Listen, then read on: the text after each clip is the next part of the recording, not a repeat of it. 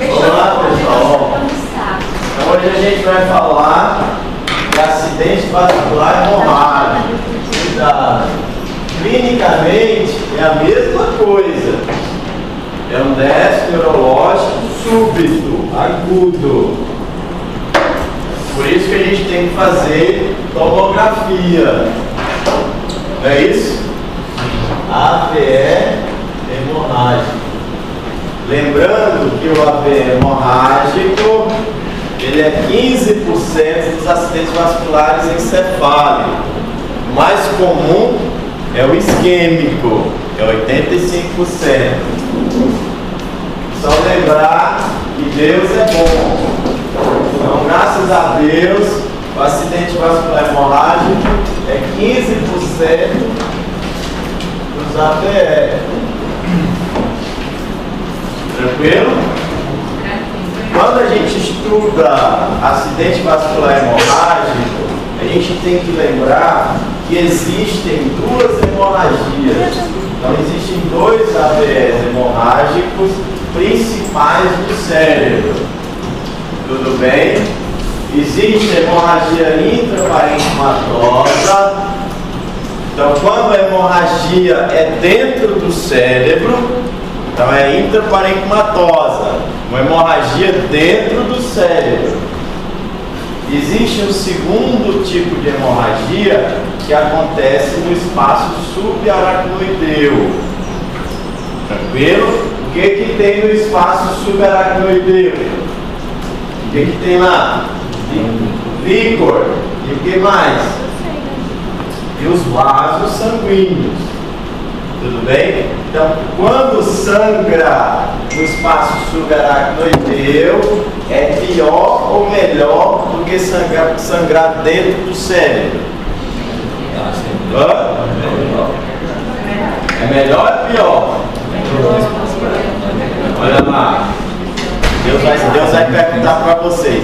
Vocês querem ter uma hemorragia no cérebro ou no espaço subaracnoideu?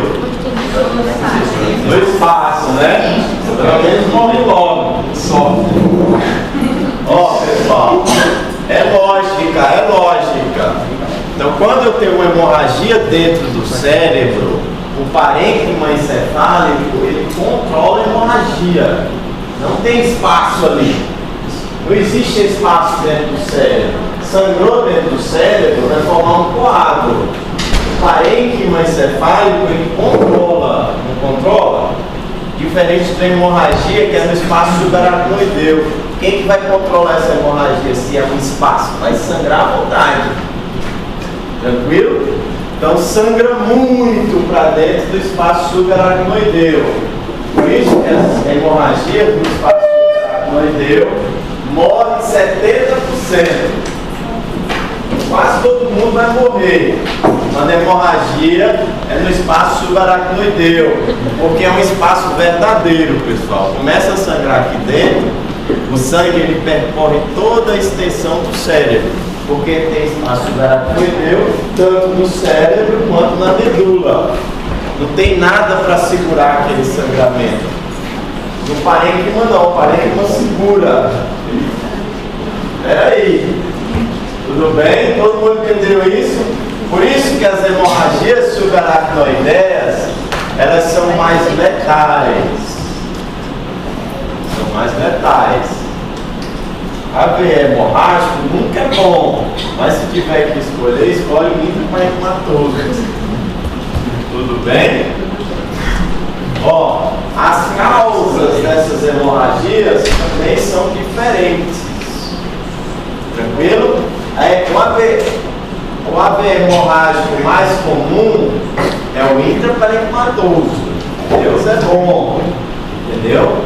20% das hemorragias são hemorragias subaracnoideias.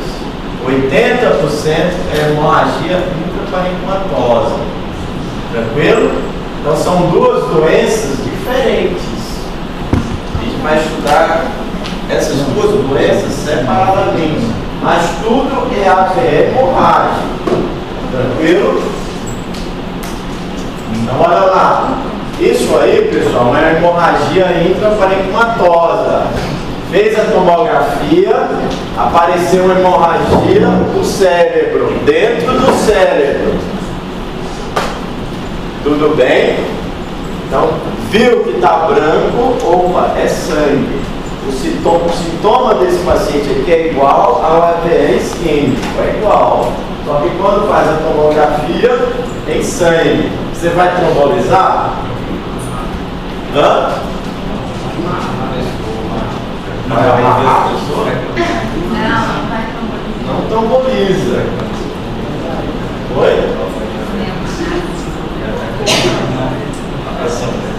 Então, olha lá, pessoal. Ó, esse aí é um AVE hemorrágico típico. Existe um AVE hemorrágico que é típico, que é o mais comum. Então, AVE hemorrágico típico. AVE hemorrágico típico. Esse AVE é intraparenquimatoso. Intraparenquimatoso. Então, ele é típico quando a hemorragia ela for nessa localização aí, ó, que é a localização dos núcleos da base. Então, AVE hemorrágico típico é quando a hemorragia está nos núcleos da base.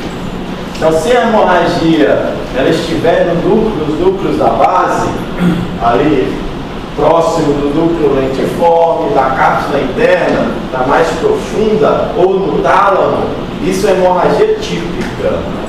Você pode apostar que essa hemorragia, a causa dela é a hipertensão arterial sistêmica. Tudo bem? Então, se a hemorragia ela é típica quando a hemorragia é nos núcleos da base. Quando é nos núcleos da base. Muito bem? Quando é nos núcleos da base, pessoal, vocês podem apostar o seu diploma que essa hemorragia foi causada por picos hipertensivos. Esse paciente é um paciente resistente a controle pressório. Já está implícita essa informação. A causa foi hipertensão arterial. Então, em tese, você não precisa nem investigar esse paciente, porque a causa vai ser hipertensão arterial sistêmica. Tudo bem? Isso aí eu vou falar depois. Tudo bem? Quero que vocês entendam que existe uma hemorragia que ela é típica. Tu olha assim, tu diz, isso aí é um paciente hipertenso. Existem outras hemorragias no cérebro que não são típicas. Nesse caso eu tenho que investigar, porque pode ser um tumor, pode ser uma malformação vascular, pode ser uma discrasia sanguínea, tudo bem? Nesse caso aqui eu não preciso investigar, porque ela é típica. Ela é típica quando a localização é nos núcleos da base. Bem, só que isso aí todo mundo sabe, pessoal. Pergunta lá o borracheiro pra você ver. Quando que a hemorragia é típica? Ele vai falar, quando é nos núcleos da base. Ele já sabe, todo mundo sabe disso. Então isso aí não pega mais em prova. Ninguém pergunta isso aí. O que eles vão te perguntar é assim, qual é o núcleo da base que é mais comum? Tá certo? Aí tem um mnemônio que é o seguinte. É o PU-PA. O mais comum, pessoal, é no putame. O local mais comum é no tálamo. Então, o local mais comum da hemorragia, Emanuel, é no putame. Vai cair na tua prova, tá lá. O putame é o local mais comum das hemorragias. Qual é o núcleo da base que é mais comum a gente ter hemorragia? Putame. Qual o segundo local? Tálamo. Tranquilo? Essa é a hemorragia típica. Vocês apostam que é por causa de hipertensão arterial sistêmica. Ó, por que que sangra justamente aí? Então o paciente tem um pico hipertensivo. Pressão 30/15. Tá alto ou não tá? Não. Vocês sabem o que é uma pressão 25, 250? Pega um manguito. Aí vocês vão chegar, vamos fazer esse teste aí, pessoal. Vocês vão pegar um manguito, vão insuflar 250, deixar no braço. Você vai ver o que é a pressão, 250 por 120. Tudo bem? É muita pressão, pessoal. Então, existem vasos que têm dificuldade de se proteger dessa pressão. Tudo bem? Então, quando a pressão está muito grande no vaso, existem vasos que são mais vulneráveis a esse tipo de hipertensão, eles sangram. Tudo bem? Quando o vaso, pessoal, ele é longo, imagina um vaso longo e tortuoso. Olha para o quadro. Então, se um vaso ele é longo e tortuoso, quando o ser humano tem um pico hipertensivo, o sangue, a pressão é dissipada do vaso, porque o sangue ele colide contra as paredes do vaso, que é elástico. Isso dissipa a energia da pressão. Tudo bem? Então, quando o vaso ele é longo e tortuoso, ele é mais resistente a não sangrar, é mais resistente a sangramentos. Tudo bem? Então, a chance de sangrar um vaso longo e tortuoso é bem baixa, porque a hemácia ela colide lá na parede do vaso, dissipa a energia. Diferente quando o vaso ele é curto e reto. Quando o vasinho ele é curtinho e reto, quando tem um pico hipertensivo, sangra, porque ele não consegue se proteger, ele é curtinho e ele é reto, entendeu? O sangue não colide na parede, ele explode. Por isso que o local da hemorragia no cérebro mais comum é nos núcleos da base. As artérias que vão para os núcleos da base, só vocês olharem aí, ó, elas são retas e curtas. Tudo bem? Então, um vaso grande que nesse aqui, ó, cerebral média, pessoal, não vai sangrar, ele é longo. Só que esses vasos aqui, ó, que chama lentículo estriados, são vasos que estão irrigando os núcleos da base, eles sangram, porque é curtinho e é reto. Então, imagine o sangue em alta pressão, sai da carótida para a cerebral média, já entra nesse vasinho aqui, ele explode. Assim como os vasos que estão lá no tálamo, são curtos e retos. Por isso, se o paciente tiver um pico hipertensivo, onde que vai sangrar? Nos núcleos da base ou no tálamo. Porque é curto e reto, não tem mecanismo de defesa. Tranquilo? Então o paciente lá que cheirou cocaína, ele vai ter uma hemorragia. Por quê? Pico hipertensivo. Morre, é hemorrágico. Tu faz a tomografia, onde que tu espera que esteja a hemorragia? Nos núcleos da base. Tudo bem? Se não tiver nos núcleos da base, pessoal, se for hemorragia lá no anual, que é cortical, ou tiver uma hemorragia no cerebelo ou no tronco, a gente tem que investigar. Pode ter outra causa. Não foi a hipertensão, às vezes pode ter sido um tumor, ou uma malformação vascular, um trauma. Não é típica. Quando é típica, eu não investigo. Vai para casa. Depois que trata, vai para casa. Quando ela é não típica, é em outro local, eu tenho que investigar. Porque se tu mandar para casa, ele vai sangrar de novo. Tudo bem? Então, se a causa da típica hipertensão arterial sistêmica, o tratamento é só o controle da pressão. Não é lógico isso? É muito lógico. Olha lá. No geral, é 15 a 20% dos APS. Na Ásia é mais comum, porque o asiático ele tem mais doenças vasculares.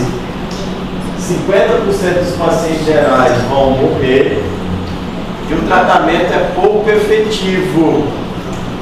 Como é que eu trato isso aqui? Na maioria das vezes, pessoal, o tratamento para grandes hemorragias será um tratamento cirúrgico. Então o neurocirurgião vai ter que abrir e drenar o coágulo. Tudo bem? Então imagina a cirurgia aqui, pessoal. Ó, a hemorragia ela está profunda. O neurocirurgião vai ter que abrir cérebro normal. Eu consigo acessar esse coágulo se eu não lesionar o cérebro. Eu tenho que lesionar o cérebro para poder chegar no coágulo. Tudo bem? Por isso que o tratamento é pouco efetivo. Porque eu tenho que causar mais lesão. A própria lesão do coágulo junto com a lesão do neurocirurgião. Por isso que o tratamento é pouco efetivo. Então, olha as causas. Se a hemorragia for típica, a causa é hipertensão arterial sistêmica. Tudo bem? Se a hemorragia ela for hemorragia lobar, no lobo frontal, no lobo parietal, no lobo occipital, no lobo temporal, e for idoso, olha lá, hemorragia lobar, se for idoso, a principal causa é a angiopatia amiloide. Tudo bem? Então a proteína amiloide ela se deposita no vaso do idoso, causa uma alteração no vaso que facilita a hemorragia, causa inflamação no vaso. Angiopatia amiloide. Se a hemorragia for lobar do idoso, qual que é a principal causa? Angiopatia amiloide. Se a hemorragia é nos núcleos da base, está lá no tálamo, tomografia, hemorragia no tálamo, qual que é a etiologia, a principal causa? Hipertensão. Tudo bem? Existem outras causas, então sempre que a causa não for típica, não for os núcleos da base, pessoal, eu tenho que investigar, eu tenho que pedir exame contrastado para me estudar os vasos, ver se não tem um tumor, uma malformação, um aneurisma. Tranquilo? Professor, essa hemorragia amiloide aí no lado, não é só causada, explorando a proteína amiloide, não é só da Ó, a proteína beta-amiloide é uma desgraça. Ela deposita em todos os órgãos, tá certo? Se ela depositar nas vísceras, no fígado, né? Pâncreas, qual que é a doença? Amiloidose, não é isso? Se ela depositar no cérebro, qual que é a doença? Demência de Alzheimer. Se ela depositar nos vasos, é a mesma proteína, é a angiopatia amiloide. Tudo bem? Então a base fisiopatológica é a mesma. Mas todo idoso tem essa... Não é todo idoso. Não, assim, eu estou perguntando em certo grau já tem deposição de proteína beta-amiloide, tanto no cérebro quanto no vaso. Tudo bem? Mas a principal causa, se for hemorragia lombar, é a angiopatia amiloide. Não, o principal fator de risco é a idade avançada. Mas eu falo assim, Existe influência genética? Existe. Entendeu? Mas ao longo, com o avançar dos anos, a gente vai ter depósito dessa proteína no cérebro, nos vasos. Não tem jeito. Tudo bem, pessoal? Olha lá, hemorragia intraparenquimatosa nos núcleos da base é hipertensão.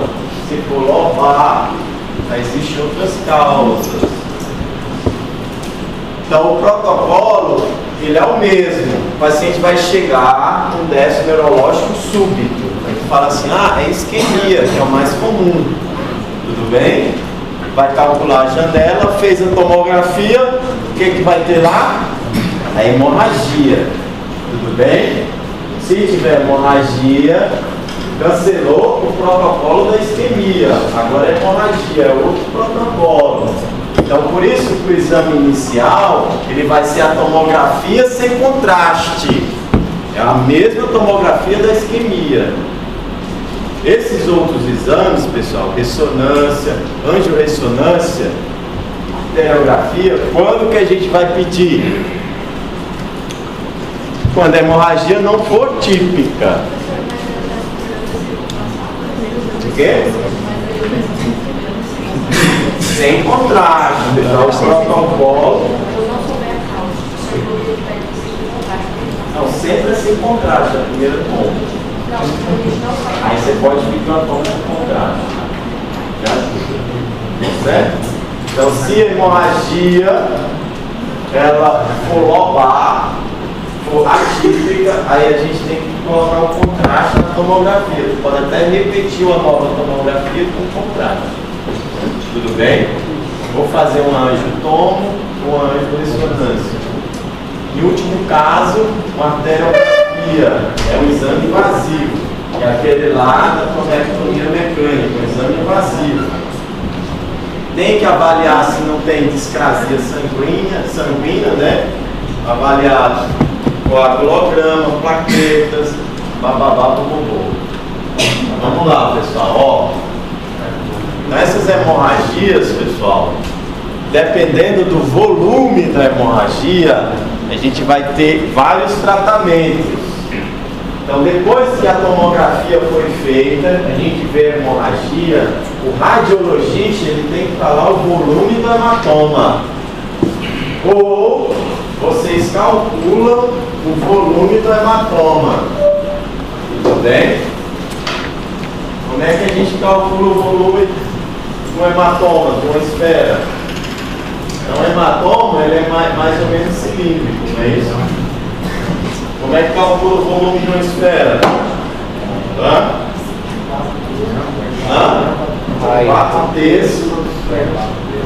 4 terços de pi raio ao cubo. Eu vou calcular isso aqui? Não. Tá certo? Geralmente o radiologista ele vai te informar o volume. Se ele não te informar o volume, o que você vai fazer? Você vai ter que pegar as 3 dimensões do hematoma.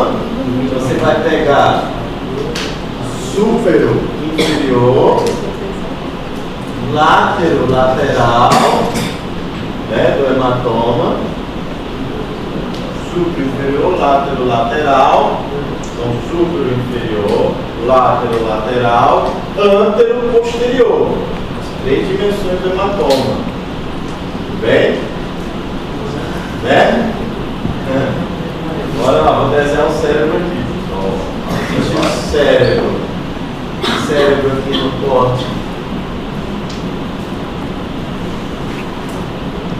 O cérebro é mais ou menos assim. Corte axial, certo? Aí tu vai também pegar o cérebro em um corte coronal.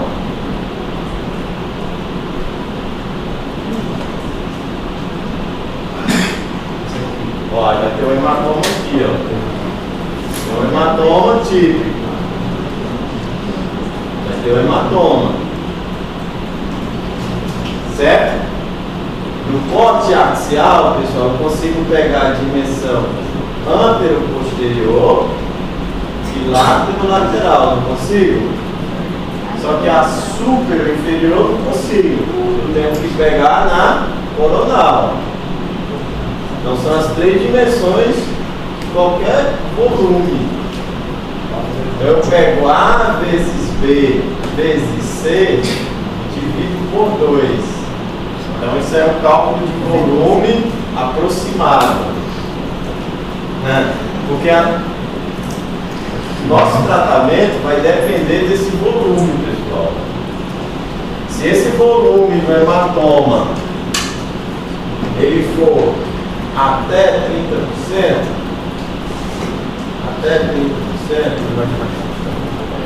bom, se ele for menor do que 10%, 10 ml, perdão, volume em ml, né? Então se ele for menor do que 10 ml,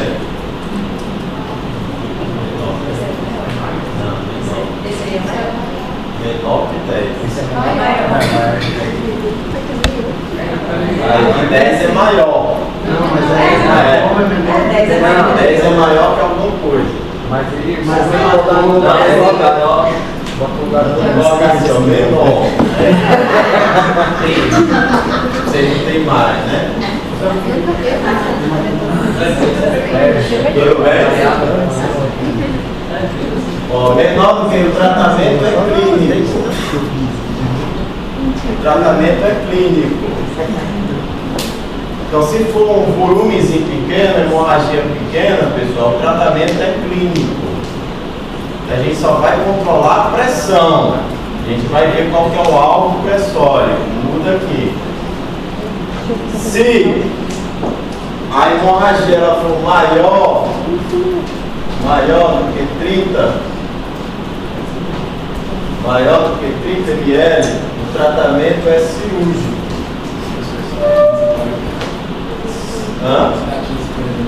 Ó, se for entre 10 e 30, não tem consenso. É analisado caso a caso. Experiência do especialista. Certo? Aquele nível de evidência tem. Então não existe consenso entre 10 e 30. A gente vai analisar caso a caso. A gente vai avaliar se vai tratar clinicamente, só controlando a pressão, ou se vai fazer a cirurgia. O consenso é, se for menor do que 10, é clínico. Não precisa nem chamar o neuro. É só controle pressório. Mas isso é só hemorragia. Para todas as hemorragias. Bem, se for maior do que 30, tem que ligar para o neurocirurgião. Ó, vem filho operar, pode acordar aí. Tem um hematoma com volume grande. Vai ter que esvaziar cirurgicamente. Tudo bem? Então vai depender do volume do hematoma. Todo mundo entendeu? Tem que entender, Manuel?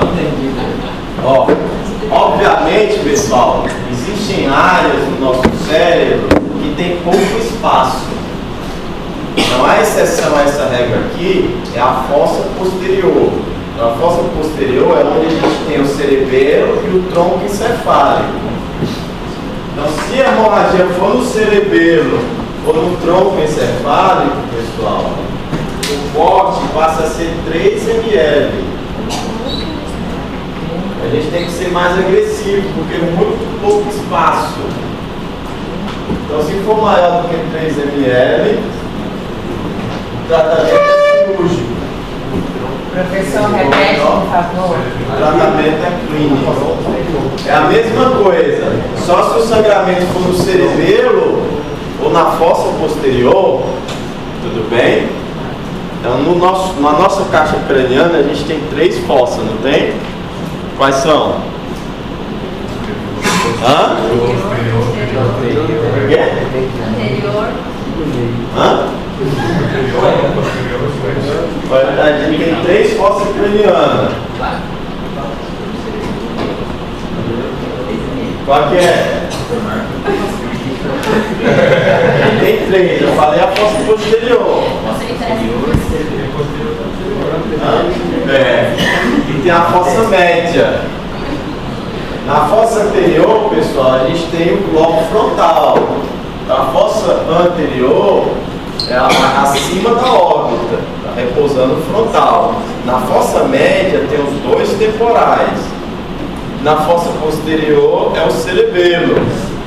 Tudo bem? Então existe uma estrutura que divide lá a fossa média da fossa posterior. Qual que é a estrutura? Hã? É a Tenda do cerebelo. Existe uma tenda, um teto aqui, ó. Então aqui é a tenda do cerebelo, aí a gente está dentro da fossa posterior. Aí em cima do cerebelo é a fossa média. Tranquilo? Só que essa fossa aqui ela tem muito pouco espaço.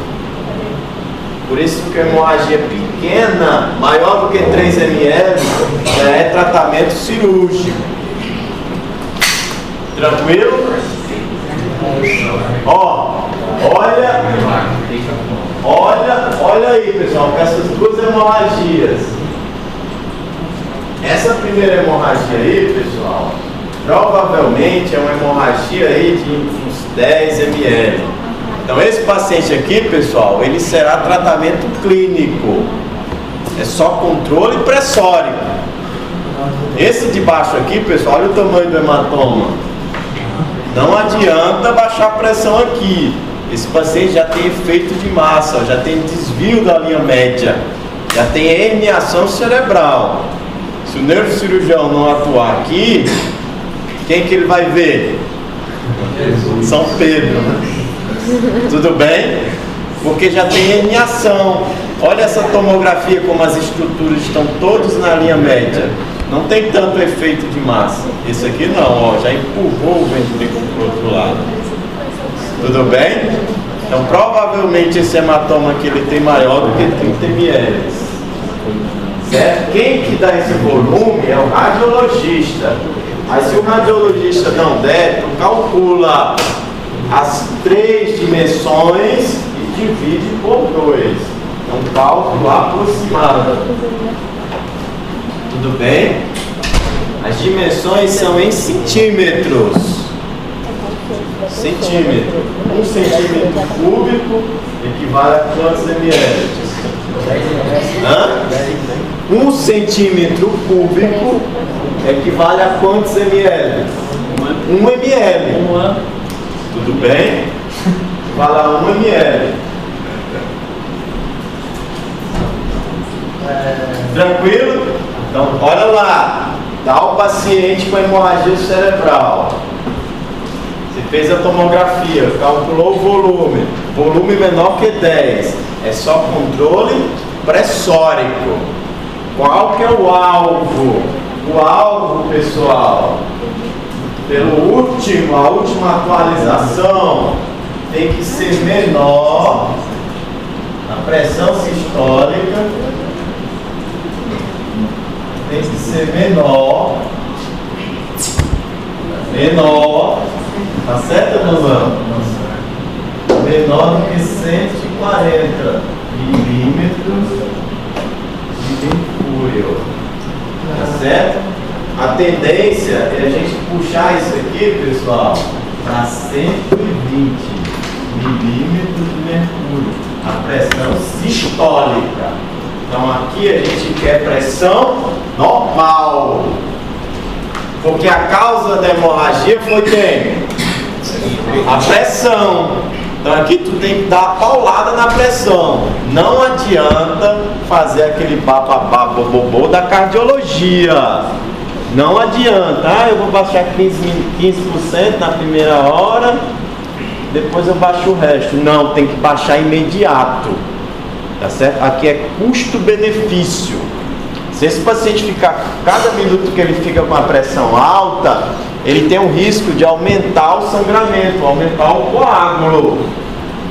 Então a gente sabe, se a gente baixar a pressão rápido, esse paciente pode fazer hipoperfusão cerebral? Pode. A gente sabe disso. Mas é custo-benefício. Se ele aumentar a hemorragia, ele vai morrer. Então por isso que aqui é pressão normal e imediata, tem que baixar rápido. Tranquilo? Quê? Não. Nosso alvo é quem?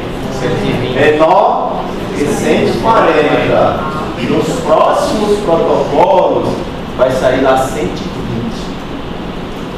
Certo? Você já aprende que é 120. É normal. Isso é para todos. Para todo mundo. Hemorragia do cérebro é pressão normal.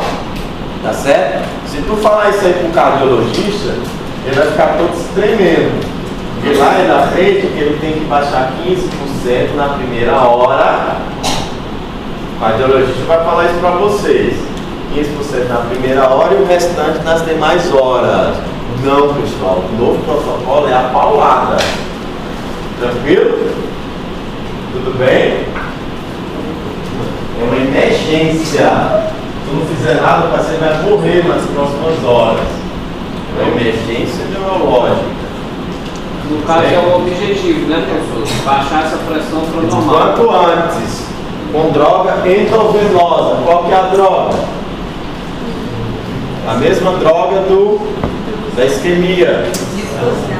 Não. Qual que é a droga?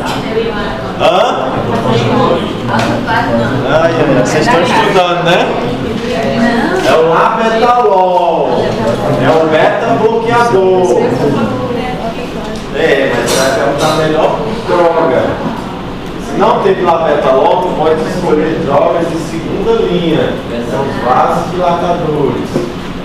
Nitroprociato, que é o nitride, ou nitroglicerina. Tudo bem? Tranquilo? Aí tu fez esse tratamento aí. Do nada, o paciente piora novamente. Então, o paciente estava lá de boa conversando.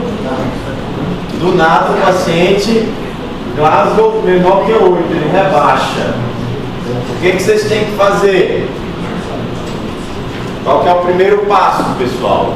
Então, sempre que o paciente piorar na neuro, essa é uma lei máxima. Com essa lei da neuro, você resolve qualquer questão de neuro. Sempre que o paciente piorar, pessoal, da neuro, tem que repetir a tomografia. Tudo bem? Essa é a lei máxima. Sem contraste. Se piorou, repete a tomografia. Tomografia de urgência. Olha lá, pessoal. O paciente entrou conversando na tomografia, fez a tomo, deu hemorragia. Tu tá saindo da tomografia, o paciente ele para de falar, o que você tem que fazer? Voltar para a tomografia, porque o paciente piorou. Então qualquer novo sintoma neurológico é igual a nova tomografia. Tudo bem? Essa é a máxima da neuro. Entrou com o paciente falando na tomografia, saiu sem falar, opa, vamos voltar. Tudo bem? Repete a tomografia. A hemorragia ela pode ter aumentado, pode ter ressangrado, pode ter uma isquemia, pode ter sangrado em outro local. Se o paciente piora, pessoal, tem que retomografar. Sem contraste, pessoal. Pelo amor de Deus, vocês querem botar contraste? Eu só vou usar contraste quando eu investigar. Sempre que for em regime de urgência e emergência, pessoal, é tomo sem contraste. Tranquilo? De boa? O que é uma urgência? Não. Hã? 24 horas, pessoal. Uma urgência, vocês têm que resolver em até 24 horas. Tá certo? Então existe na medicina urgência. Vocês têm que entender isso, pelo amor de Deus. O paciente quebrou a perna, fratura exposta. O que é isso? É uma urgência ou emergência? Hã? É uma emergência. Fratura exposta. Ele quebrou só a perna. Hã? Mas vai dar infecção e vai morrer. Se ele quebrou só o braço, aí você tem tempo.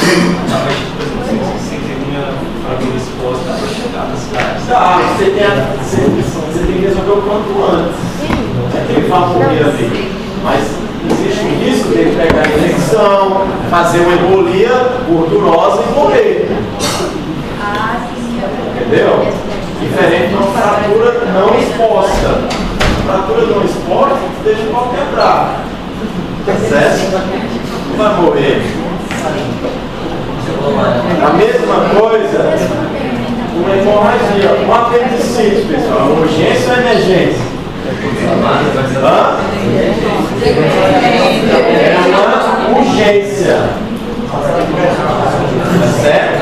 Você tem que resolver? Tem que resolver, mas tem que resolver agora. Agora não morre não. Tudo bem? Emergência tem que resolver agora, pelo risco de morte. Existe um risco alto de morte iminente. Mesma coisa são as hemorragias, as hidrocefalias, são todas emergências neurológicas. Tranquilo? Ó, manejo, paciente crítico, tá certo? Manejo de qualquer paciente crítico é aquele beabá lá. Só corrigem aí o nível pressórico. Nível pressórico é qual? Menor do que 140 de sistólica. Tranquilo? Ó, dexametasona. Eu vou fazer corticoide. Eu vou fazer corticoide nas hemorragias cerebrais? Não. Se vocês fizerem, pessoal, vocês vão presos. Então não pode fazer corticoide. É contraindicação absoluta. É proscrito. Porque aumenta a chance de tu matar o paciente. Não, mas fica lá trabalhando. Aumenta a chance de infecção. Imunossuprime da infecção, o paciente morre. Então, hemorragia no cérebro, pessoal, é contraindicação absoluta. Tá certo? A prova vai ficar te perguntando direto isso, para tu fazer o corticoide, mas é contraindicação absoluta. Tá certo? Absoluta. Se tu fizer, tu tá aumentando a chance do paciente morrer. Tu não quer isso, né? Tudo bem? A gente espera que vocês não queiram isso. Então não deve ministrar corticoide. Tudo bem? Existem terapias, pessoal, que são terapias momentâneas para controle da hipertensão intracraniana. Então olha lá, pessoal, lembra desse hematoma aqui? Esse paciente, pessoal, ele tem hipertensão intracraniana. Tudo bem? O cérebro, ele está muito bem acomodado. O nosso cérebro, ele está muito bem acomodado dentro do nosso crânio. Tá certo? O que é que tem dentro do nosso crânio? Só tem três coisas. Líquido. O que é que tem dentro da cabeça? Líquido, sangue e o cérebro. Então essas três coisas, elas estão em equilíbrio para formar pressão intracraniana. Então todas as nossas cavidades, elas têm uma pressão ótima. A cavidade abdominal tem uma pressão, a cavidade torácica tem uma pressão, a nossa coxa, por conta da face, tem uma pressão. Qualquer cavidade do corpo tem uma pressão ótima, que é formada pelas estruturas que estão naquela cavidade. Se alterar a pressão, vai dar problema, não vai? Se aumenta a pressão da coxa, qual que é a doença? Síndrome compartimental. O que você tem que fazer? Abrir a face, não escrever a perna. Então, se o músculo ele incha, aumenta a pressão da perna, não passa sangue. Se abrir a face, é para salvar a perna. Tudo bem? Se tem aumento da pressão intra-abdominal, o que a gente tem que fazer? Geralmente tem que fazer aquela bolsa de Bogotá. Abrir o abdômen. Então, geralmente, o paciente que sofre trauma abdominal, tem edema de alça, recebe muito inchaço, às vezes não cabe tudo dentro do abdômen. Aí tu tem que colocar um plástico e suturar, para aumentar a cavidade abdominal. O crânio é a mesma coisa, pessoal. Então, existe uma pressão ótima do crânio, que vai de 4 a 12 milímetros de mercúrio. Se tem um coágulo lá dentro, pessoal, não era para ter aquele coágulo. Ele ocupa espaço. Isso aumenta a pressão intracraniana. Não entra sangue do cérebro. Por isso que a gente tem que descomprimir. Existem medidas de controle da pressão intracraniana que são medidas temporárias. Uma delas é a terapia hiperosmolar. Então, tranquilo? Então a gente vai dar uma solução hiperosmolar para quando passar essa solução hiperosmolar, quando ela passar lá no neurônio, o que acontece? Vai para o vaso. Então lá o vaso está cheio de sódio, hiperosmolar. Pode ser outra substância hiperosmolar. Então se o vaso está cheio de sódio, ele vai puxar quem? Do neurônio? A água. Então eu causo desidratação celular, o cérebro murcha e eu tenho mais espaço dentro do crânio. Tudo bem? Só que isso é uma terapia provisória, até o neurocirurgião chegar.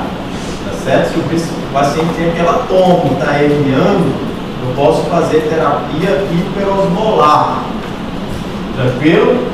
Vocês estão na nefrologia? Então, né?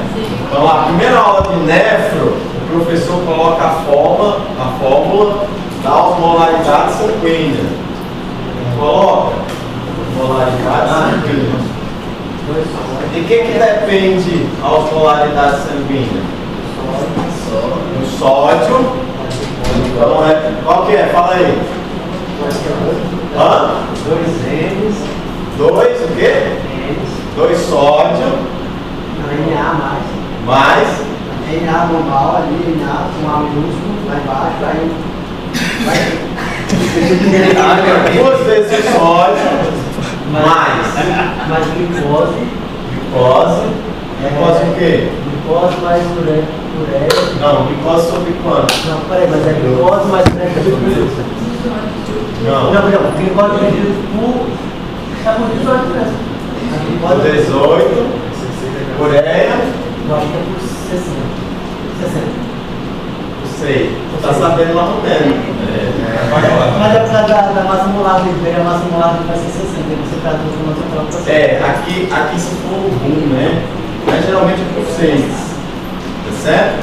Então, o nosso sangue, pessoal, a osmolaridade é essa fórmula aqui, ó. Se tu entender essa fórmula aqui, vai entender praticamente todas as doenças. Estou exagerando não, pessoal. Então o que eu vou fazer? Eu vou aumentar a osmolaridade do sangue. Eu posso dar quem? Eu vou dar o sódio. Então a solução que eu vou dar é a solução hiperosmolar à base do sódio. Eu vou dar um sódio a 3%, que é o salgadão. Tá certo? Então não é o soro fisiológico a 0,9 que eu vou dar. Vou dar um soro fisiológico a 3%. Ou se eu quiser ser mais agressivo, pode dar um hipersalgadão a 50%. Tranquilo? Então isso aqui, pessoal, a solução hiperosmolar vai desidratar o cérebro. Tranquilo? Se aumentar a glicose, né? Aumentar a glicose vai dar problema, não vai? É um paciente que tem coma hiperglicêmico, que é aquela doença da endócrina, né? Tem um coma hiperosmolar, hiperglicêmico, estado hiperosmolar, hiperglicêmico. O paciente que fica corporoso, confusão mental, né? A glicose dele está lá 600. Por que ele fica biruta? Porque ele desidrata o neurônio. Tudo bem? Então, mexe na osmolaridade sanguínea. O paciente que tem uremia, tem ureia de 200. Por que ele fica biruta? Porque ele desidrata o neurônio. Tá certo? Só que essa terapia aqui, hiperosmolar, que a gente vai falar, é terapia provisória. Tá certo? A gente pode usar o manitol, também uma terapia hiperosmolar, vai desidratar, tudo bem? Ou pode usar a solução salina hipertônica, que é o salgadão. Geralmente a gente usa 3%. Mas tem muito salgadão, pessoal. Tá certo? Esse salgadão aí, pessoal, ele foi inventado na guerra. Vocês já viram uma folhinha de NaCl a 20%? Vocês não vão entrar no hospital, não? Então, o NaCl ele vem a 20%. Tinha uma folhinha lá de 10 ml. Tá certo? Isso foi inventado na guerra. Então, o sujeito estava lá na guerra, tomava um tiro. O que acontecia? Choque hemorrágico, né? O médico ia lá, ou os próprios soldados tinham ampola de NaCl, ele injetava na veia, corrigia a hipovolemia, porque vai puxar líquido do tecido para dentro do vaso. Continua dava mais uns tiros e depois morria, né? É provisório. Tudo bem? Foi inventado na guerra. Ele estava lá, sangrou 2 litros, né? Vai lá o NaCl, ainda estava mais meia hora de bala. Tudo bem? Carregava morfinazinha e ACL. Tudo bem? Ó, paciente que sofreu hemorragia, a gente tem que fazer profilaxia de tromboembolismo venoso? Tem. Profilaxia, a gente deve fazer profilaxia geralmente após 48 horas. Então, de maneira aguda, não. Então, o paciente que sofreu um AVE hemorrágico, ele vai ficar acamado, imobilizado. Tudo bem? A gente deve fazer profilaxia para TEV, tromboembolismo venoso, após 48 horas. Para ele não fazer uma trombose na perna e morrer. Né? Tudo bem? A gente pode usar a heparina não fracionada, né? Que é a heparina mulamba lá, heparina não fracionada, 5.000 de 8 em 8 horas subcutâneo, ou tu faz a enoxaparina, que é heparina de baixo peso molecular, também subcutânea uma vez. Tranquilo? A dose profilática. Certo, Manuel? Ó, agora a gente vai falar, pessoal. Você está imobilizado. Não, geralmente, se o paciente sofre uma AVE hemorrágica, ele fica por déficit. Então, ele geralmente está encamado, com o membro imobilizado. É alto risco para tromboembolismo. Você deve fazer a profilaxia? Deve. Mas a profilaxia farmacológica só após 48 horas. Antes disso, o que a gente faz? A mecânica. Meias de compressão elástica e bota pneumática. Bota ou calça pneumática. E a profilaxia mecânica. Essa já é de imediato. Tranquilo? Esse é o AVE hemorrágico intraparenquimatoso, pessoal.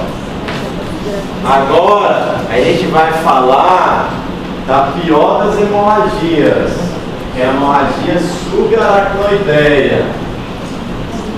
Tudo bem? Então, a hemorragia subaracnoideia graças a Deus, é só 20% das hemorragias. Tá certo? Então essa hemorragia aqui, pessoal, ela mata mesmo. É aquela hemorragia que metade morre na hora, a outra metade que chega no hospital, metade também vai morrer. Tudo bem? Porque é no espaço aberto que sangra. Vai lá sangrando. Tudo bem? Vai cair na prova assim, qual que é a principal causa de hemorragia subaracnoideia? Qual que é a principal causa?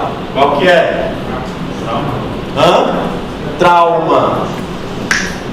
Então, a principal causa de hemorragia subaracnoideia é o trauma. Se o paciente tiver um trauma grave, ele vai ter hemorragia subaracnoideia. Só que essa hemorragia subaracnoideia do trauma não é tão grave. Tudo bem? Olha como muda a pergunta. Qual que é a principal causa de hemorragia subaracnoideia espontânea? Aneurisma. As causas aneurismáticas. Então, se for espontânea, o que é espontânea? Sangrou do nada. Estava assistindo a aula, sangrou, morreu. Espontânea. Tudo bem? Ó, é doença comum, pessoal. Doença comum isso aí. Então, os aneurismas cerebrais, 5% da população tem aneurisma cerebral. Tudo bem? Então, estatisticamente, de 100 tem 5 que tem. De 50 tem 2,5. Então, estatisticamente, alguém deve ter um aneurisma cerebral. Estatisticamente.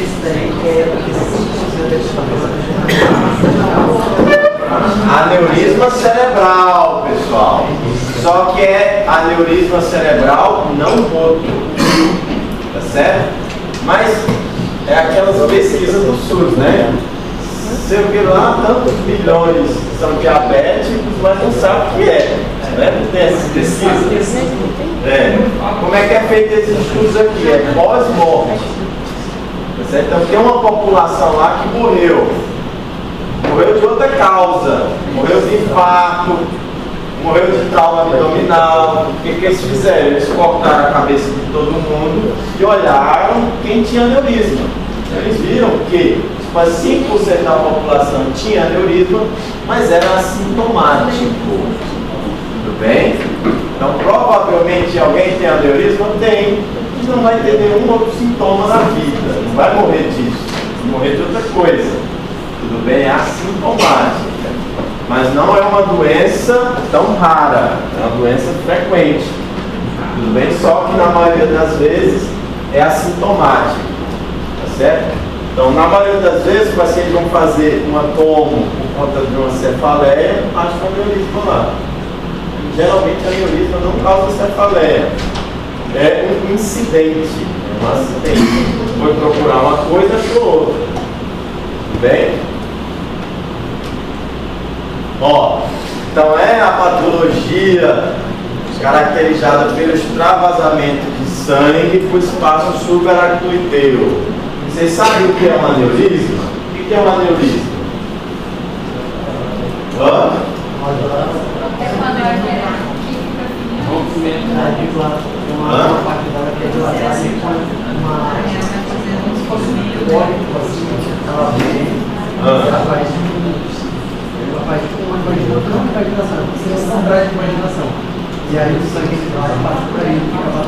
É mais ou menos isso aí. A definição aqui de aneurisma é diferente da definição do vascular. O vascular ele vai falar assim, o aneurisma é uma dilatação do vaso. Para neuro isso está incorreto. Porque não existe aneurisma no cérebro. Então o que é um aneurisma no cérebro? É uma saculação do vaso. Tudo bem? Então olha lá pessoal, o que é um aneurisma? É uma saculação do vaso. O vaso aqui está normal. Com o tempo vai criar uma saculação. Tudo bem? Então vai criar uma luz falsa. O sangue agora consegue entrar aqui dentro. Então o aneurisma é uma saculação do vaso. É uma emergência neurológica. Então, se o paciente tiver muita sorte de chegar no hospital a tempo, às vezes a gente consegue tratar. O tratamento ele é sempre cirúrgico. Os aneurismas agudos que sangraram são sempre de tratamento cirúrgico. O manejo da pressão é igual, as hemorragias, o manejo da pressão é igual. É aquele nosso alvo ali, menor do que 140. Uma tendência dos próximos estudos, a gente deixar a pressão normal. Tudo bem? Como é uma emergência, quanto antes a gente tratar, melhor. Todo mundo entende isso?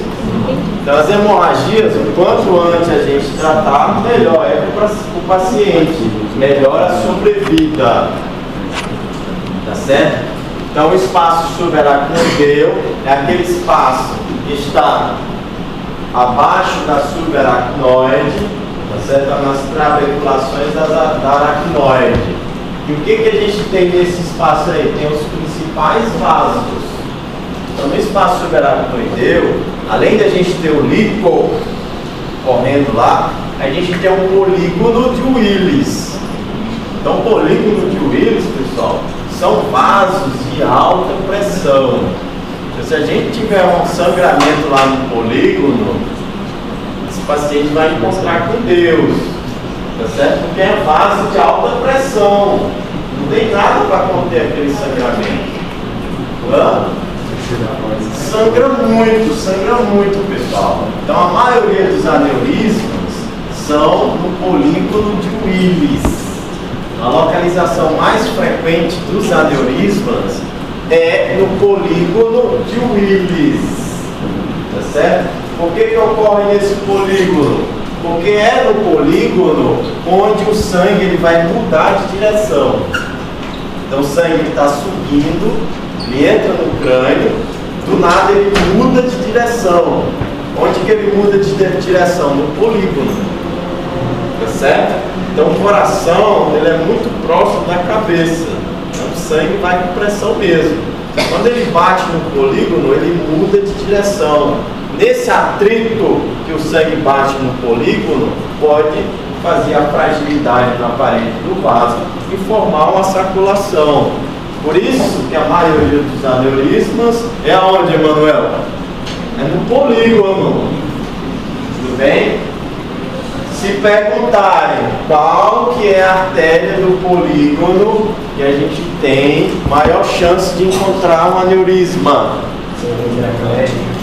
é comunicante anterior.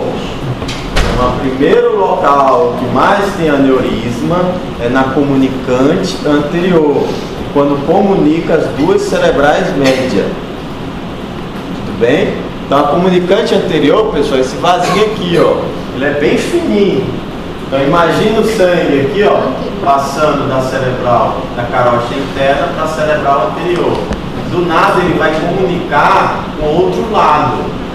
Por isso que é mais comum aqui. O segundo local mais comum é na cerebral média. Fica ali, ó, comunicante anterior e cerebral média, pau a pau para ver qual que é o local que mais tem aneurisma. Mas se for perguntado em prova, o local mais comum é na comunicante anterior. Tudo bem? Porque é muito próximo. Na comunicante anterior é 30%. Na cerebral média, 29%. É coisa bem próxima. Tranquilo?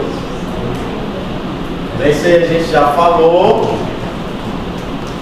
Causa mais comum de hemorragia subaracnoideia é trauma. Tá certo? Tem que ter a palavra espontânea. Se tiver espontânea, aí é causa aneurismática. Tudo bem? Tem que ser espontânea. Ou causa não traumática. Causa não traumática são os aneurismas cerebrais.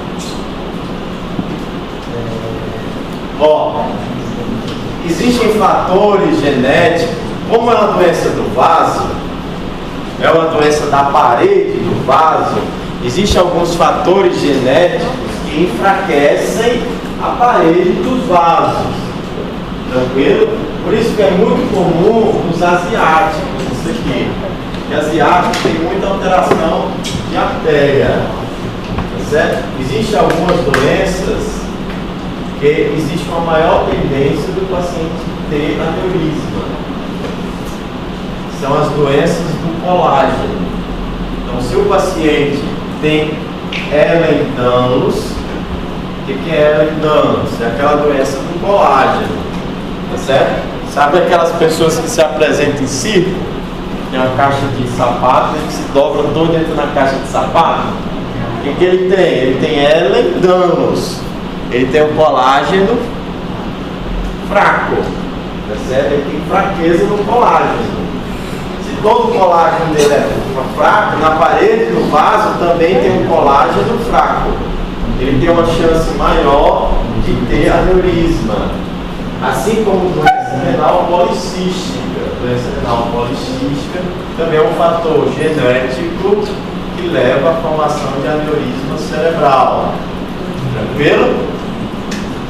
Ó, o que é mais comum nas mulheres?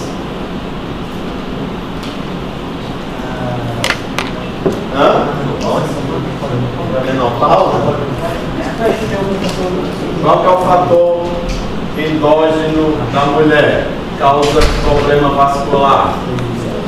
É o estrógeno. Certo?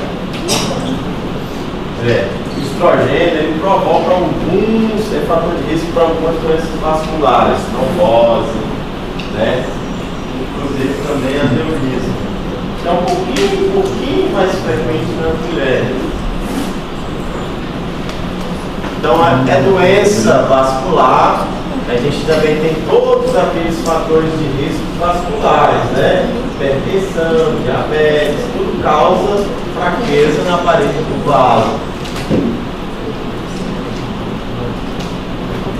Ó, fatores de mau prognóstico. Pessoal, um aneurisma é uma dilatação na parede do vaso. Tudo bem? Quanto maior for a dilatação, é pior ou é melhor? É pior. Maior a chance de sangrar. Tudo bem? Então, quanto maior for a parede, for a dilatação do aneurisma, maior é a chance de sangramento.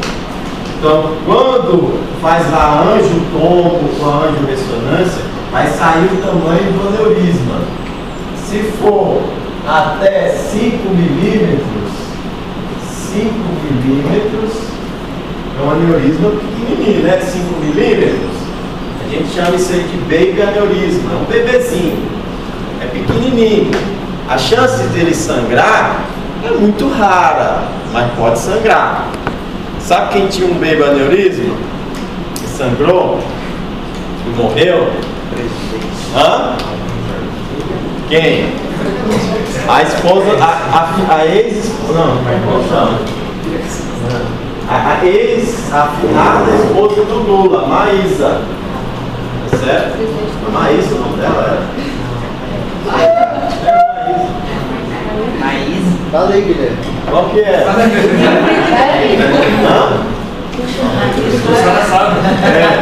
Então ela foi lá, ela tinha... Marisa. Não, descobriu, era um aneurisma não roto, pessoal. Ela foi fazer um exame lá no Albert Einstein, acharam esse aneurisma de 4 milímetros. Aí os deuses do Albert Einstein falaram assim, não, veio aneurisma, só vamos tratar clinicamente, controle pressórico, e a gente repete esse exame aqui por 6 meses, depois de 1 ano, tá certo? É o tratamento clínico, é o que a gente faz. Porque a chance de sangrar ali é muito raro, pessoal. Mas pode sangrar. Ela sangrou e ela morreu. Tudo bem? Mas geralmente a chance de hemorragia são nos aneurismas grandes. Tranquilo? Então, se for um aneurisma grande, pessoal, maior do que 5 milímetros, mesmo se ele não for roto, a gente tem que tratar cirurgicamente. Certo? Se o Emanuel descobre que tem um aneurisma de 1 centímetro, ele nunca teve nada, nenhum sintoma desse aneurisma, ele tem que tratar, tá certo? Mesmo sendo assintomático, pelo tamanho já tem indicação de tratar. Os baby aneurisma que a gente trata clinicamente. Tudo bem? Hã? Tranquilo? Então, quanto maior o aneurisma, pessoal, maior a chance de hemorragia. Esse é para os não rotos. Os rotos sempre vai tratar cirurgicamente. A gente vai ver como que faz a cirurgia. Tranquilo? Ó, esse tipo de hemorragia, pessoal, como ela é do espaço subaracnoideu, então sangrou para o espaço subaracnoideu. Do nada, aumenta a pressão intracraniana muito rápido. A pressão intracraniana ela sobe rápido, porque cai muito sangue no espaço subaracnoideu. A pressão sobe muito rápido. O que o paciente vai questionar? Dor de cabeça. Tá certo? Então, o principal sintoma aqui, pessoal, da hemorragia subaracnoideia é cefaleia súbita. É a pior cefaleia da vida. Se o paciente ele questionar para você, doutor, é a pior cefaleia da minha vida. Foi súbita? Foi. O que é que a gente tem que excluir? Hemorragia subaracnoideia. Perfeito. Se ele não tem um aneurisma. Certo? Então, se o paciente falou para você que ele teve hemorragia súbita, tu tem que provar que esse paciente não tem um aneurisma. Tá certo? Ele não pode ir para casa. Se ele falou isso da sua boca, mesmo mentindo, tu tem que provar que esse paciente ele não tem um aneurisma. Porque a principal causa de cefaleia súbita hemorragia subaracnoideia. A segunda causa de cefaleia súbita é o que, Manuel? Hemorragia subaracnoideia. A terceira causa, hemorragia subaracnoideia. Tu tem que provar que ele não tem uma hemorragia subaracnoideia. Tá certo? Porque se ele tiver e tu mandar para casa, pode ter certeza. Se ele não morreu da primeira hemorragia, da segunda ele vai morrer. Tá certo? Você teve a chance, milagre, de ter uma hemorragia subaracnoideia, ele está vivo, tu mandou para casa, porque a gente pode mandar esses pacientes para casa. Por isso que a gente tem que seguir fielmente o protocolo. Tá certo? Olha lá, chegou com cefaleia súbita. Falou cefaleia súbita, pior cefaleia da vida. O que a gente tem que fazer? Tomografia sem contraste. Tudo bem? Porque a gente tem que excluir a hemorragia. A tomografia ela é quase 100%, consegue ver as hemorragias. Tranquilo? Quase 100%. Aí, esse paciente tem essa queixa, fez a tomografia normal. Hã? Tem o quê?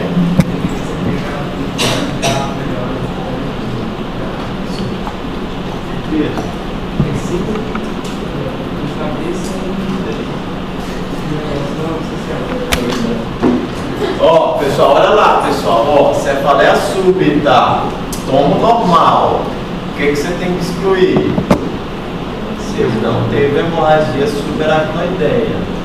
Às vezes, esse aneurisma, ele sangra um pouquinho de nada. O paciente tem sorte. Sangrou um pouquinho, já parou de sangrar. Tá certo? Como a hemorragia é no espaço subaracnoideu, tem um líquor.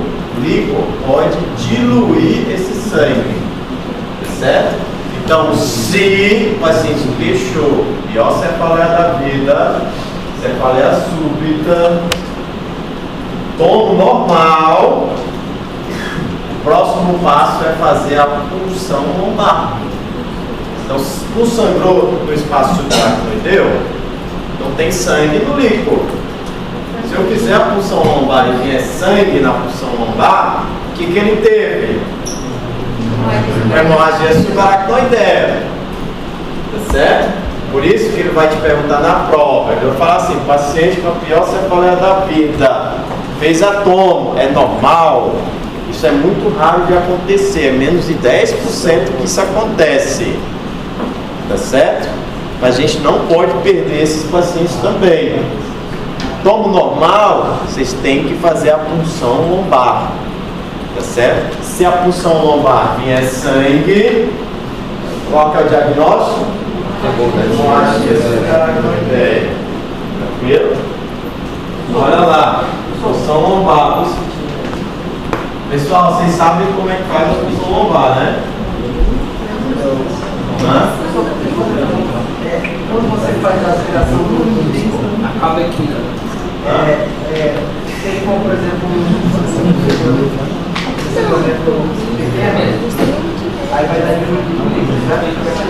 Aí quando você aspira, você já consegue ver como vai dar diluído, porque você tem que fazer aquela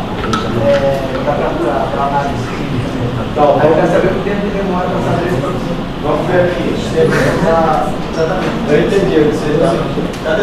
Alguém me empresta uma folha? Bateu.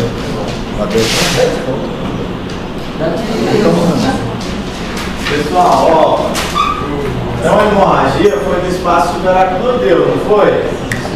Então, se sangrou no espaço subaracnoideu, tem que ter sangue no líquor. Tá certo? Então, o exame que é 100% sensível é a punção lombar. 100% sensível. Só que a punção lombar, a gente pode ter alguns problemas.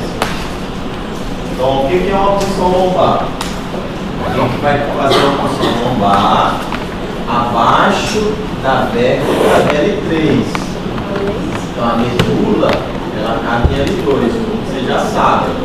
Então vocês vão funcionar qualquer espaço vertebral abaixo de L3. Tá certo?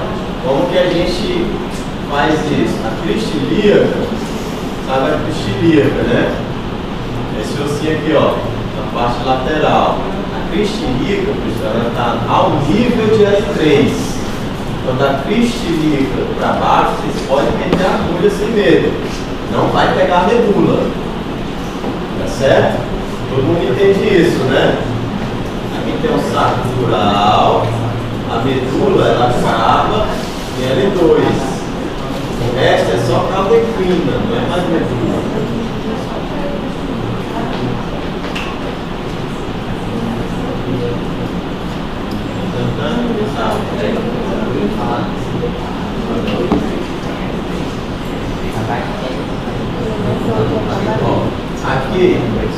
Aqui a gente tem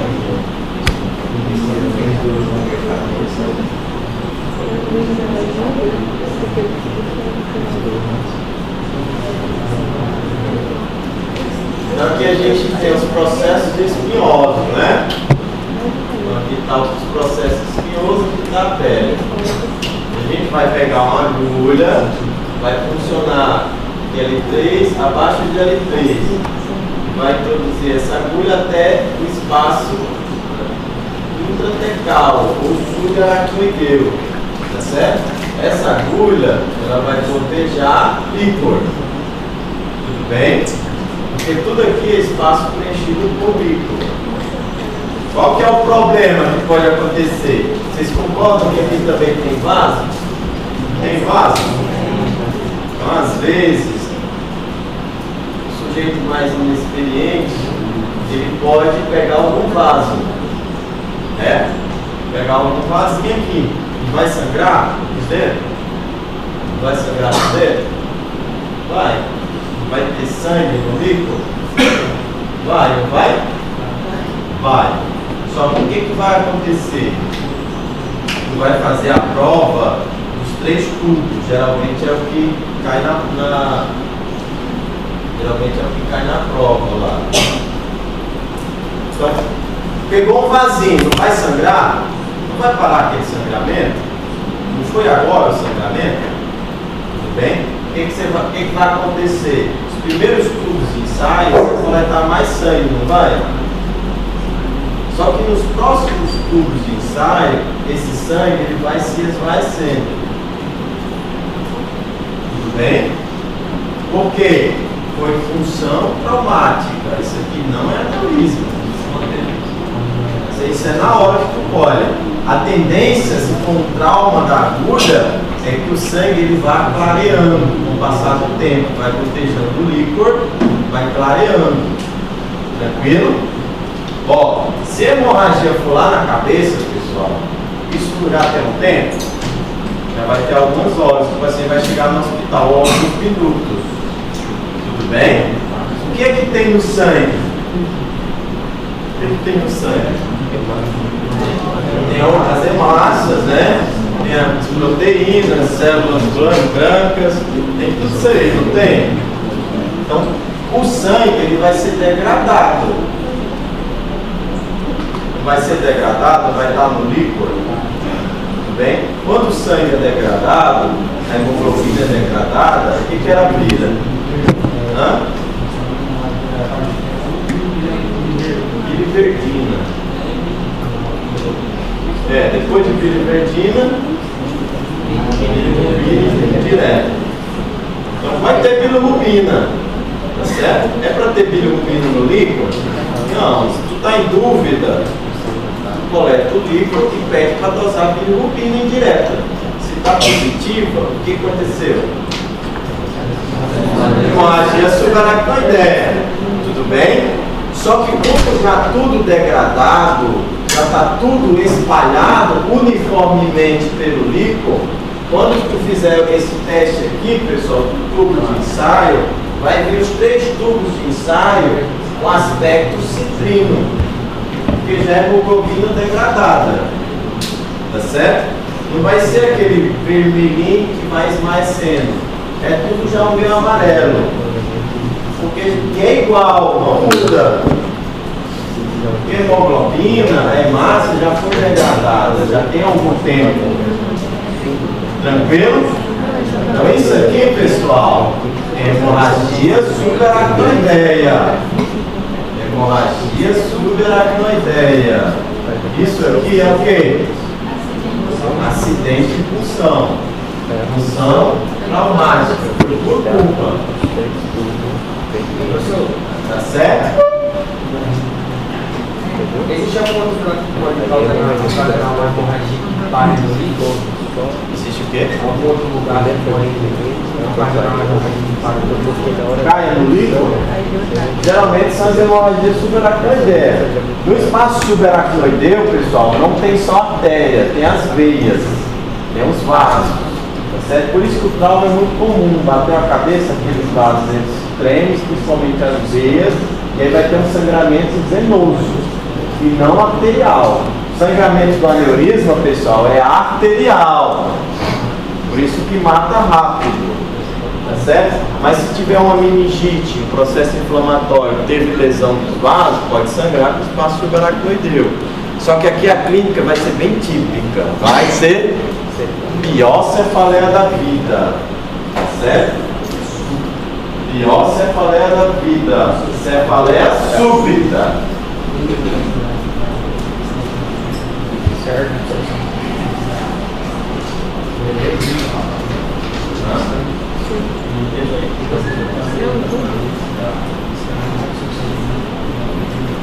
Ah, sim, pode obstruir. Não pode obstruir. Ó, como o sangue ele é viscoso, não é viscoso o sangue? Não é fluido, igual o líquido, não é? Então esses pacientes que têm hemorragia nesse espaço subaracnoideu, como o sangue é viscoso, o sangue viscoso ele anda lento, tá certo? Ele vai causar hidrocefalia.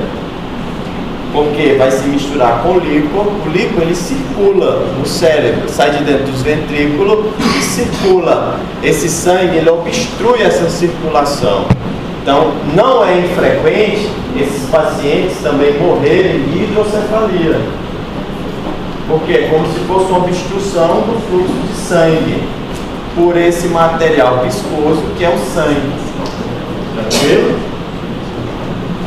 Então, cefaleia súbita, pior cefaleia da vida, tomografia. Tomografia já vai ver hemorragia. Se a tomografia for normal, punção lombar. Tá certo? Esse paciente, pessoal, que tem uma hemorragia subaracnoidea, ele vai vir com outros comemorativos. Geralmente ele vem com cefaleia e vômitos. Ele vem com sinais de hipertensão intracraniana. Tudo bem? Como o sangue ele está no espaço subaracnoideu, né, está entre as meninges, ele vai ter irritação de meninge, tá certo? Ele vai ter sinal meníngeo. Quais são os sinais meníngeo? Kernig e Brudzinski. Tudo bem? Kernig e Brudzinski. Vai ter Kernig e Brudzinski. Esse paciente vai ter irritação meningia, porque o sangue irrita a meninge. Tudo bem? O sangue é cheio de proteínas, né? Tromboxano, bradicinina. Então isso aí tudo irrita as meninges. Irrita também os vasos, que a gente vai dar outro problema nos vasos. Tá certo? A gente já vai falar mais na frente. Tranquilo? Então só lembrar que o paciente que tem uma hemorragia subaracnoideia, além dele ter a cefaleia súbita, ele pode ter outros comemorativos. Não é que vai ter. Pode ter vômitos, papiledema, sinais meníngeos, tudo bem? Já pode chegar em coma.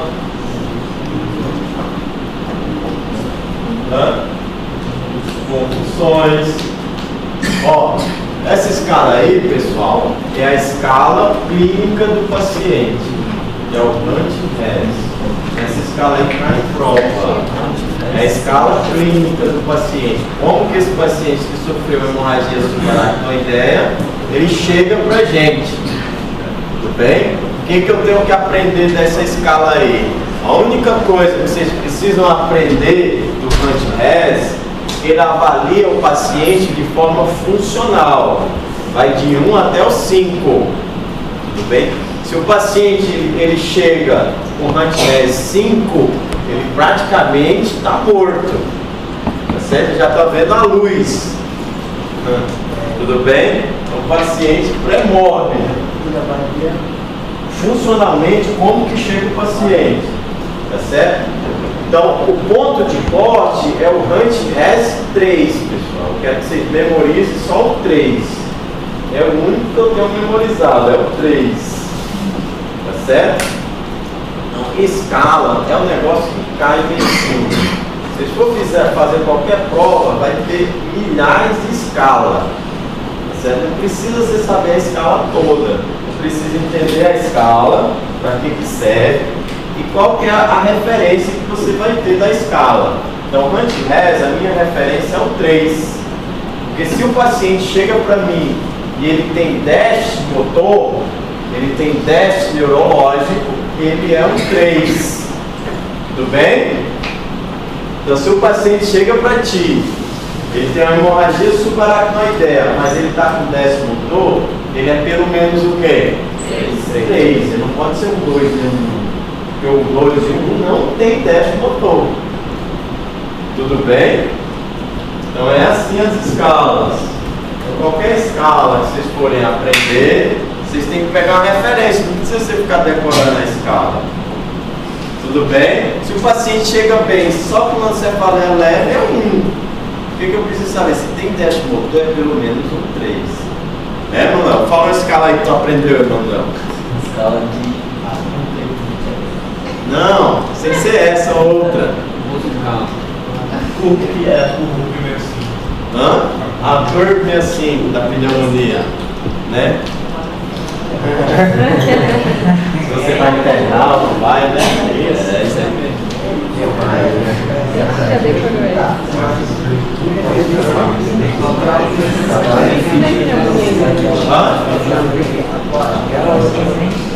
Ele, independente do tratamento quanto antes. Quanto pior, quanto maior o Hunt-Hess, maior a chance de morrer. Tá certo? Então, pessoal, quanto maior o Hunt-Hess, pessoal, maior a chance dele morrer. Quanto mais sintomas ele tem, maior foi a hemorragia. Então, tudo isso a gente entende indiretamente. Não precisava estar falando para vocês, é indiretamente. Tá certo? Então, se o paciente ele tem muitos sintomas, quer dizer que a hemorragia foi maior. Se ele tiver uma hemorragia pequenininha, às vezes só tem uma dor de cabeça leve.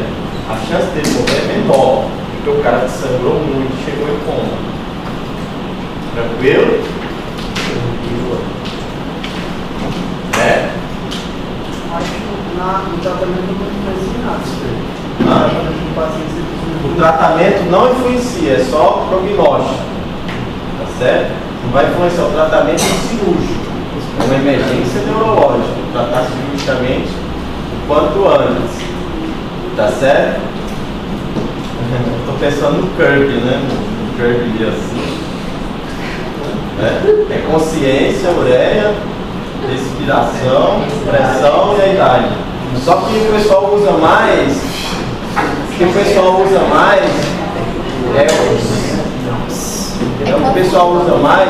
é sem o U, né?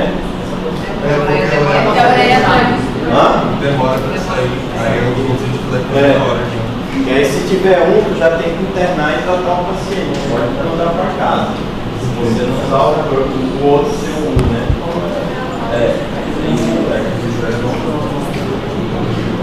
Tudo bem? Olha o protocolo aí, pessoal. Protocolo, a gente já falou, tomografia normal, função lombar, pessoal. Cuidado.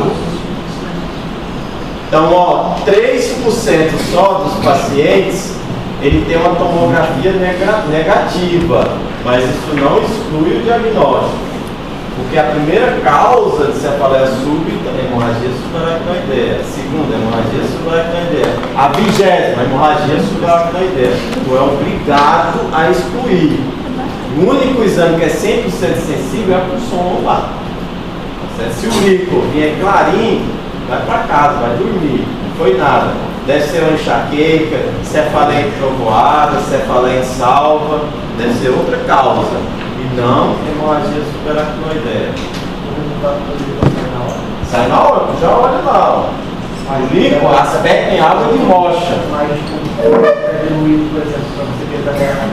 Se tu olhou, não tá água de rocha, tá águazinha mineral. Se tiver meio turvo, já pode garantir que é hemorragia subaracnoideia. Tá certo? Aí se tiver meio turvo, o que tu vai fazer? Tu vai coletar 3, vai comparar os 3. Que é a prova lá. Se você tiver ainda muita dúvida, aí tu pede a pipicina. Demora não. Uma horinha não deve sair. Tu não pode mandar ele para casa. Com a hemorragia subaracnoideia. Tranquilo? Pessoal, a hemorragia subaracnoideia, pessoal, é isso aí, ó. Então a gente não vê aquele coágulo no cérebro, porque a hemorragia é no espaço subaracnoideu. É um espaço que tem líquor. Então o sangue, ele vai preencher as áreas que tem líquor, que são as cisternas. Então aqui, pessoal, é um tomo normal. Então aqui a gente tem as cisternas, ó, em volta do mesencéfalo, que é preenchido por líquor. Ó, aqui a gente tem um polígono, é tudo preenchido por líquor. Em volta do cérebro, entre os sucos e enxertos, é preenchido por líquor. Ó, a fissura de Silves é preenchido por líquor. Quando tem hemorragia, aparece um trem branco lá, ó, preenchendo as cisternas. Tranquilo? O líquor é pretinho, ó, é água. O segura o raio. O sangue, ó, segura o raio. Cuidado, hemorragia subaracnoideia. Ó, diferente dessa hemorragia aí, ó, hemorragia mais lobar. Essa hemorragia que a gente tem que investigar. O que era? Era uma malformação arteriovenosa. Hemorragia lobal, era um aneurisma. Tá certo? Cuidado com os aneurismas. Às vezes eles não sangram para o espaço subaracnoideu. Certo? É muito raro de não sangrar para o espaço subaracnoideu.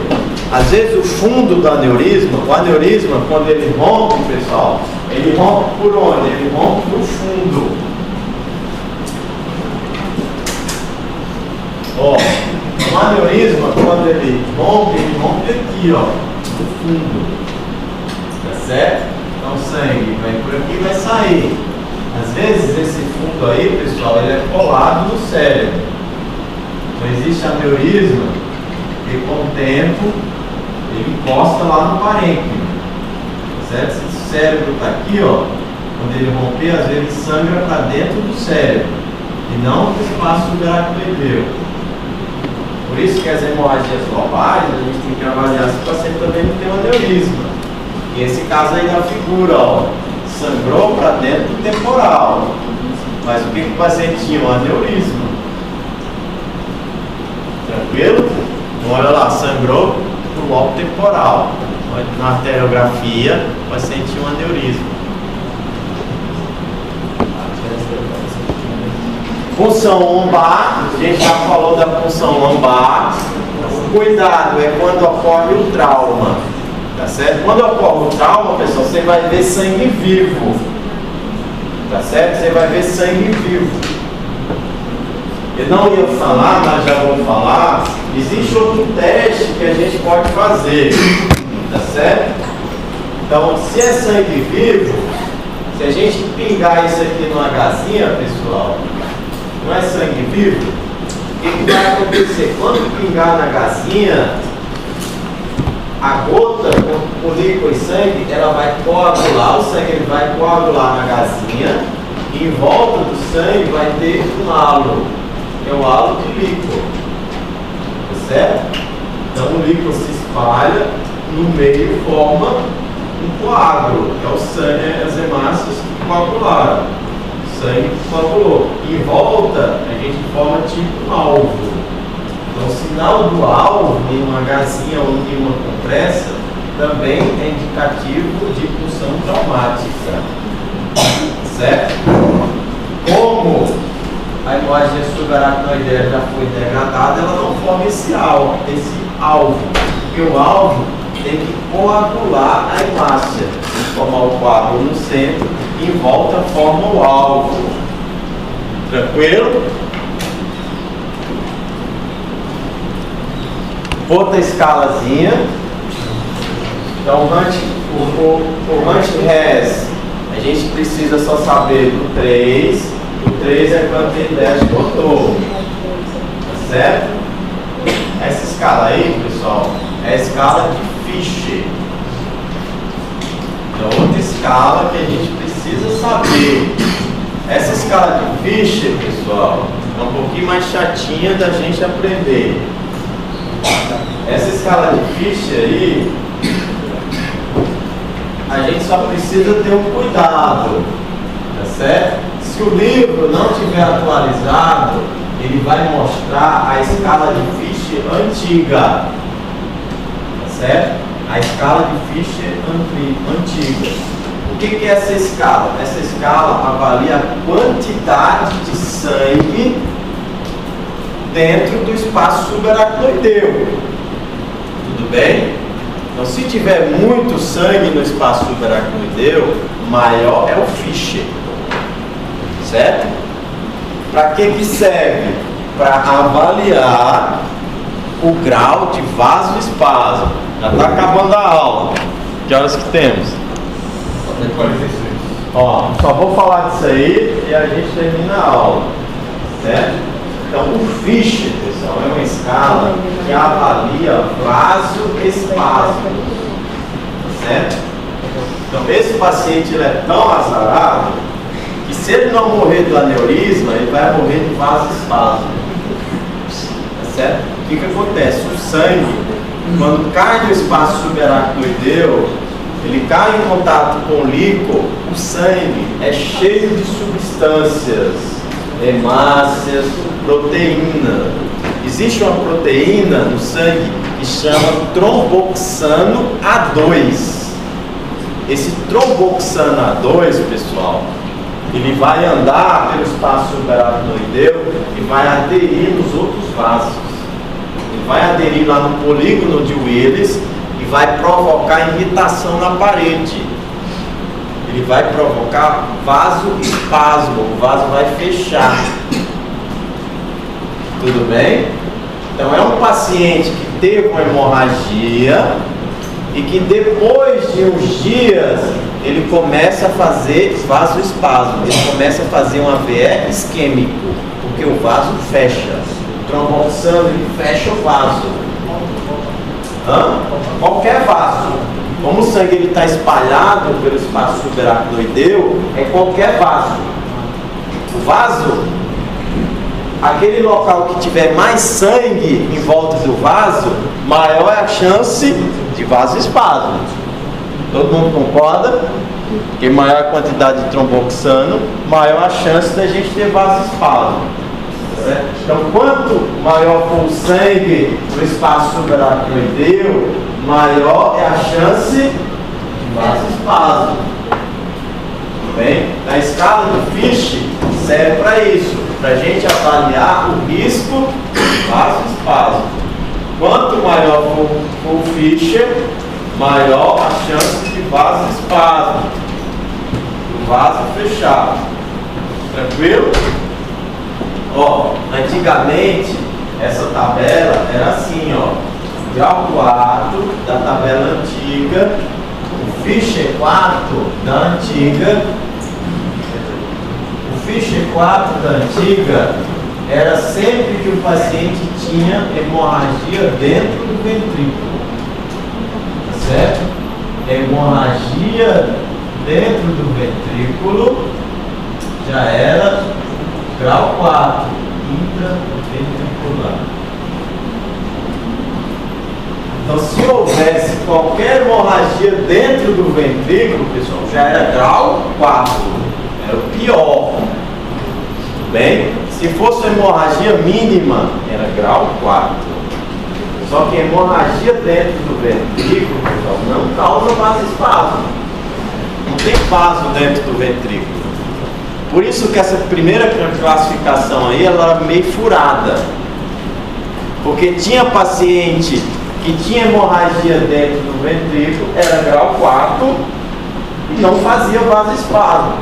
Ou muitos desses pacientes não estavam fazendo vasoespasmo. Porque não é a hemorragia do ventrículo que vai determinar o vasoespasmo. É a hemorragia no espaço subaracnoideu. Então, o fator mais importante é o espaço subaracnoideu. Tranquilo? Por isso que se modificou essa classificação. Tá certo?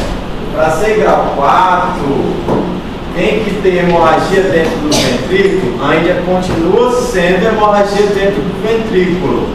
Mas não é toda hemorragia dentro do ventrículo que é grau 4.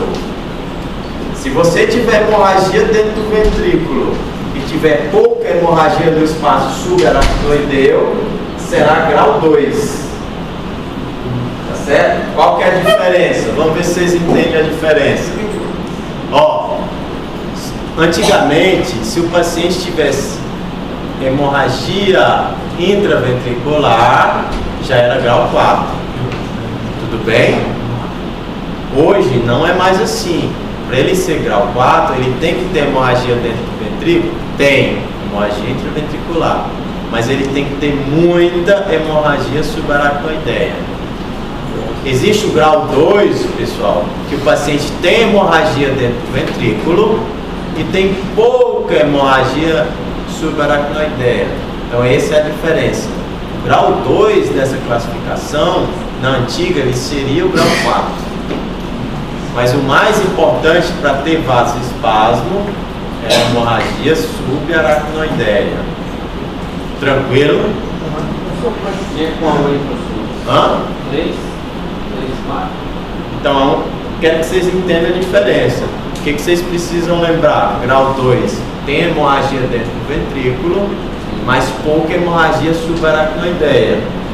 O grau 4 tem muita hemorragia subaracnoideia e hemorragia dentro do ventrículo. Tá certo? Então não é toda hemorragia dentro do ventrículo que é a pior. Então existe ainda o grau 3, que é pior do que a hemorragia dentro do ventrículo, porque o paciente tem muita hemorragia subaracnoideia, mas não tem hemorragia dentro do ventrículo. Perceberam a diferença? Se houvesse hemorragia dentro do ventrículo, então já era o pior cenário. Nessa classificação, existe hemorragia dentro do ventrículo, não é o pior cenário, porque eu posso ter hemorragia dentro do ventrículo e ser o grau 2, assim como eu não tenho hemorragia no ventrículo e ser grau 3. Tranquilo? Por que esse povo? Hã? Por que nessa classificação 3? Você hemorragia no ventrículo, porque é importante para a gente a hemorragia no espaço subaracnoideu. Tá certo? Então as piores classificações é quando tem muita hemorragia no espaço subaracnoideu. Se tiver muita hemorragia no espaço aracnoideu e nenhuma hemorragia dentro do ventrículo, é grau 3. Se tiver muita hemorragia no espaço subaracnoideu e hemorragia no ventrículo, é grau 4.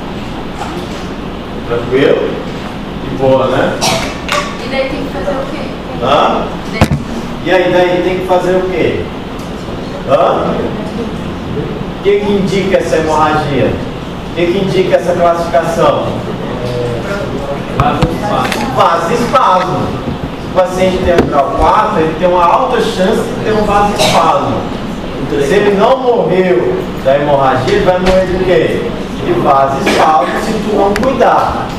Existe tratamento para vasoespasmo. Tá certo? Se ele é um grau 0 ou grau 1, a chance dele ter vasoespasmo é muito pequena. Essas classificações a gente precisa saber para que serve. Para que serve o CURB D5? Que é para indicar se tu vai mandar o paciente para casa ou tu vai internar. Tudo bem? Você está protegido. Tu manda o paciente de pneumonia para casa, morre de pneumonia. Doutor, por que tu mandou o paciente para casa? 2 pontos do CURB. Tudo bem? É processo. Tudo bem? Essa classificação serve para isso. Não é só para a gente cair em prova. Não, saber para que serve. Tranquilo? Tem embasamento científico para tratar o paciente. Podemos fechar, ainda não acabou a aula, pessoal. A gente vai continuar na próxima aula. Está faltando pouquinho a coisa. A gente termina a VE, começa a epilepsia. Mas é da INU também? Hã? É da INU. A prova. Pessoal, já vai ficar muito tema para o N2. Qual é o da N2? É muito bom? Hã? Da N2 é muito bom? É muita coisa, é mais coisa que a N1. Dá tempo.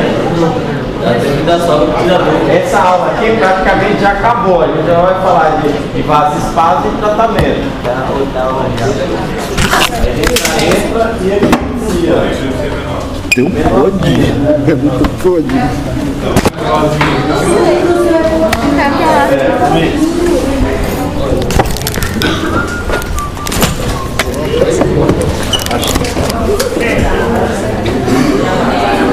Porra, vai pro lixo hoje, mano. Deixa eu ver, tá inteiro. Sai fora.